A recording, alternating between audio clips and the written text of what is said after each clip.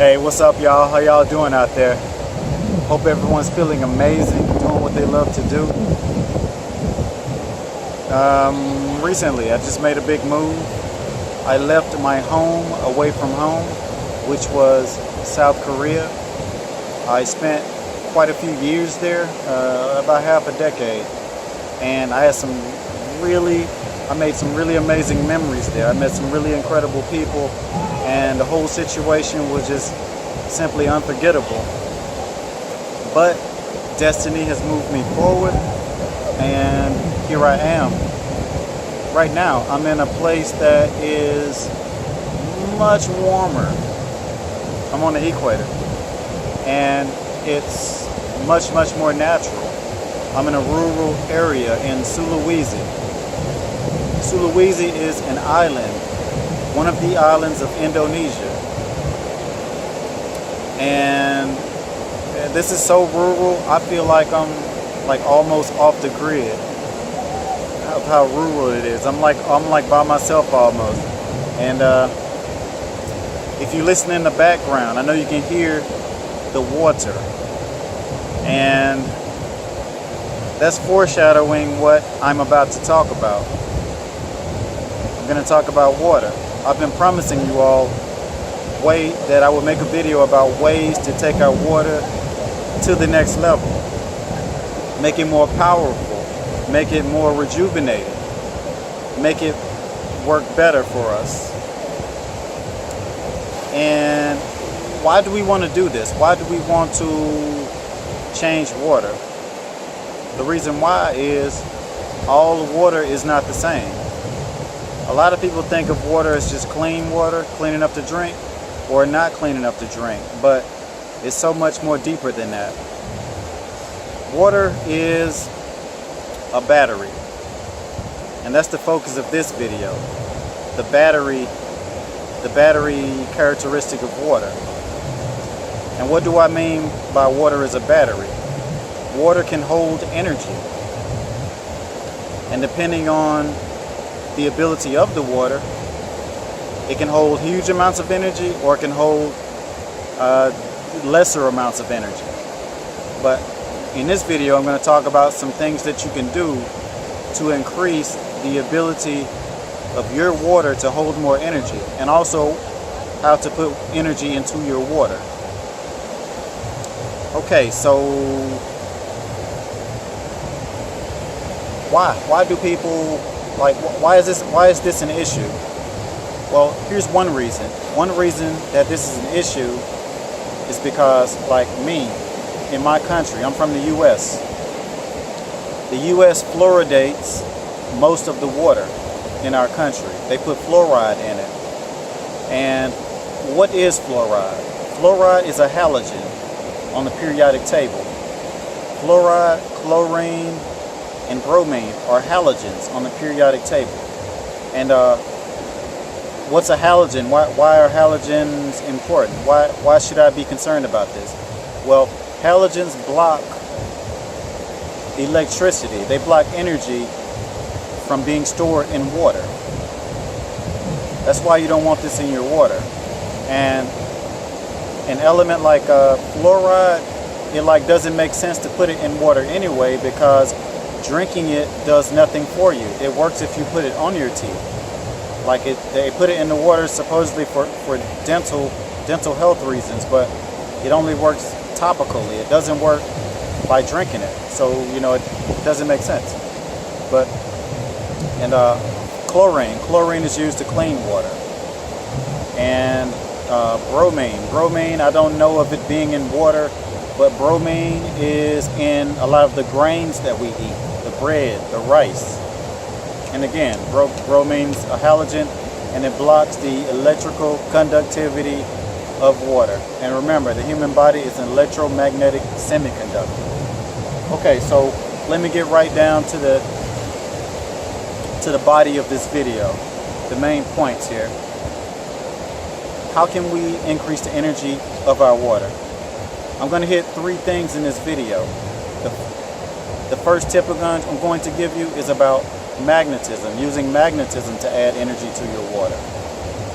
The next tip is adding electrons to your water. And the third tip is adding photons to your water. By doing these three things, you increase the potential of energy that can come into your water, and you actually add energy into the water. So let's get right to it. So the first thing I'm going to talk about is magnetism. And how can we, like, why is magnetism an issue with water? Like how is magnetism added to water naturally? Well, the earth is basically a giant magnet, and all the natural water on earth is magnetized because it's connected to the earth. Earth is basically a giant magnet, and the sun is the energy, so the earth attracts the energy from the sun because the earth is a magnet. Okay, so how can we add magnetism to our water? Well, we can add magnetism to our water by using a stationary magnet. All right, take a look here. All right, if you take a look at this is a neodymium magnet. This is, I think, the strongest commercially available magnet that you can buy. And of course, it has a positive side and a negative side. And you want to use the negative side. And to find out which side is positive or negative, you should use a compass. And if you look here, I have a compass. And you see, if you notice, this compass is facing away from the magnet. So this side is the south side. We don't want to use this side of the magnet. So I'm going to flip the magnet over. All right, and this is the north side, or the negative side of the magnet. And the reason why you want to use the negative side of the magnet is because negative magnetism is regenerative, which means it helps you regenerate. It slows things down. And the other side, the south, is more positive, and it is stimulative. That means that it speeds things up. In general, you want things slowed down. You don't want to speed things up. So you want to use the negative side of the magnet. All right, so what do you do next? Next, you take water.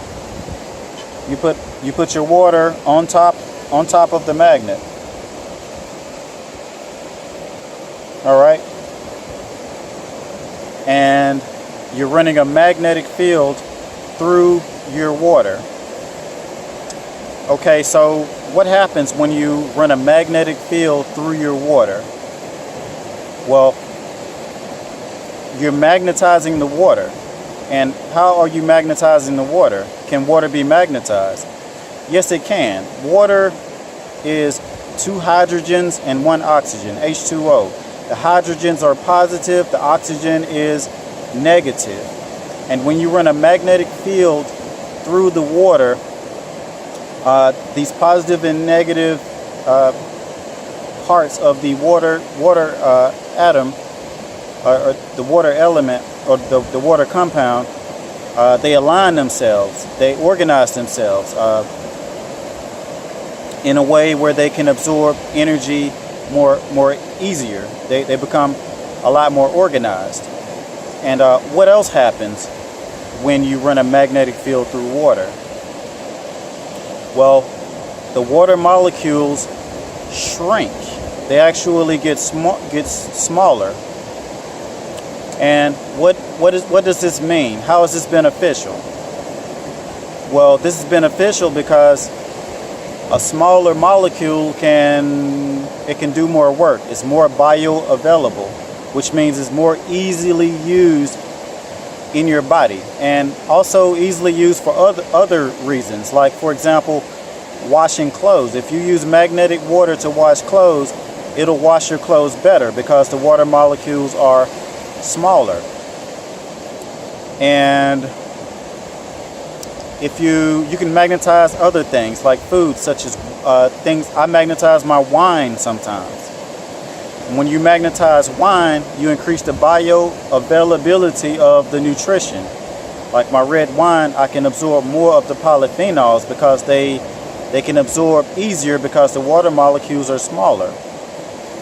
And also you can absorb the alcohol easier, and you can get more of a good feeling from your alcohol for that reason. All right, and what else does a magnetic field going through your water do? The magnetic field makes the water more alkaline. It raises the pH of your water. And what does this mean? That means that your water has more oxygen in it. And you know, this is a good thing. The more oxygen you have in your water, or the more oxygen you put into your body, it cleans your body of pathogens. Like the pathogens can't live in an oxygen-rich environment. And also, light is attracted to oxygen. So it makes your water more absorbent to light by being more oxygenated, by raising the pH of the water. Okay, and that's magnetism. So what else? I mentioned electrons, adding electrons to the water. All right. Why do we want to add electrons to the water? Well, the reason why you want to add electrons to the water is because photons, the light from the sun, is only attracted to electrons. That means they only come to electrons.